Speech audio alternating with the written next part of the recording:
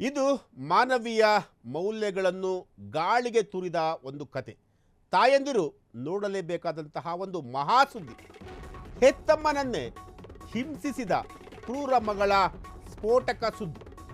ವಯಸ್ಸಾದ ತಾಯಿಗೆ ಚಿತ್ರಹಿಂಸೆ ನೀಡಿದ ನೀಚ ಪುತ್ರಿ.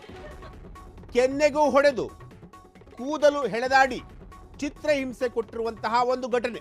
ಇವಳು ಮಗಳಲ್ಲ, ಯಮಕಿಂಕರೆ, ನರರಾಕ್ಷಸಿ. ಸಾಮಾಜಿಕ ಜಾಲತಾಣಗಳಲ್ಲಿ ಇಂತಹದ್ದೊಂದು ವಿಡಿಯೋ ಈಗ ವೈರಲ್ ಆಗಿರುವಂತಹದ್ದು. ಎಸ್, ಇದು ಈ ಸ್ಟೋರಿಯನ್ನ ಪ್ರತಿಯೊಬ್ಬರು ಕೂಡ ನೋಡಲೇಬೇಕಾಗುತ್ತೆ. ಇದು ಮಾನವೀಯ ಮೌಲ್ಯಗಳನ್ನು ಗಾಳಿಗೆ ತೂರಿದಂತಹ ಒಂದು ಕತೆ.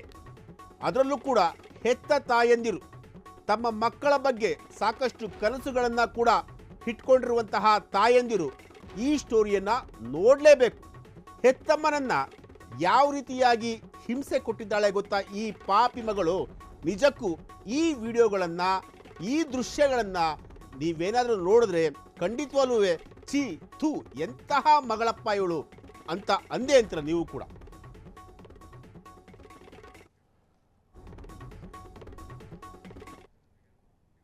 ಅಸಹಾಯಕ ತಾಯಿ ಪರಿಪರಿಯಾಗಿ ಬೇಡಿದರೂ ಕೂಡ ಬಿಡಲೇ ಇಲ್ಲ. ಜನ್ಮ ಕೊಟ್ಟ ತಾಯಿಯನ್ನು ಹಿಂಸಿಸಿದಂತಹ ಹೀನ ಮಗಳು ಇಕ್ಕೆ. ತಾಯಿಯನ್ನು ಕಾಲಿನಿಂದಲೇ ಒದ್ದು ತನ್ನ ಪೌರುಷವನ್ನು ತೋರಿಸಿರುವಂತಹ ಪುತ್ರಿ. ಒದ್ದಿಲ್ಲದೆ ಆಕೆಯನ್ನು ಕಚ್ಚಿದ ರಕ್ತ ಪಿಪಾಸು ಪುತ್ರಿಯವಳು. ಎಸ್, ಈಕೆಯನ್ನು ಯಾವ ರೀತಿಯಾಗಿ ವರ್ಣನೆ ಮಾಡಿದ್ರೂ ಕೂಡ ಸಾಲಲ್ಲ.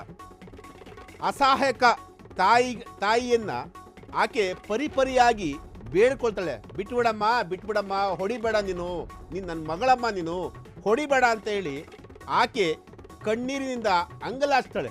ಆದರೆ ಆ ಮಗಳಿದ್ದಾಳಲ್ಲ, ಕ್ರೂರಿ ಮಗಳು, ಆ ಮಗಳು ಆಕೆಯನ್ನು ಬೆಂಬಿಡದೆ ರಕ್ತ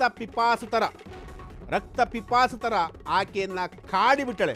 ಈ ಒಂದು ಘಟನೆ ನಡೆದಿರುವಂತಹದ್ದು ಎಲ್ಲಿ ಗೊತ್ತಾ? ಇದು ಕರ್ನಾಟಕದಲ್ಲ, ಹರಿಯಾಣದಲ್ಲಿ. ಎಸ್, ನಮ್ಮ ಪಕ್ಕದ ಸ್ಟೇಟಲ್ಲಿ ಈ ಒಂದು ಇನ್ಸಿಡೆಂಟ್ ನಡೆದಿರುವಂಥದ್ದು. ಎಸ್, ನೀವು ದೃಶ್ಯಾವಳಿಗಳನ್ನು ನೀವು ನೋಡ್ತಾ ಇರ್ಬೋದು.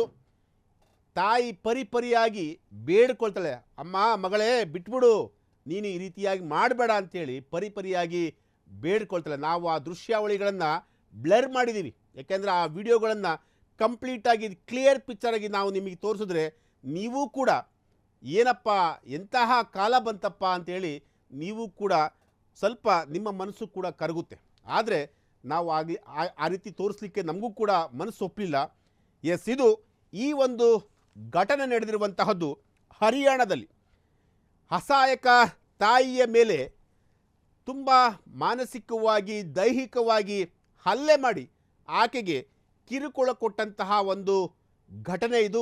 ಈ ಒಂದು ಘಟನೆಯನ್ನು ನೋಡಿದಂತಹ ಪ್ರತಿಯೊಬ್ಬರು ಕೂಡ ಎಂತಹ ಮಗಳಮ್ಮ ಇವಳು, ಎಂತಹ ಮಗಳಮ್ಮ.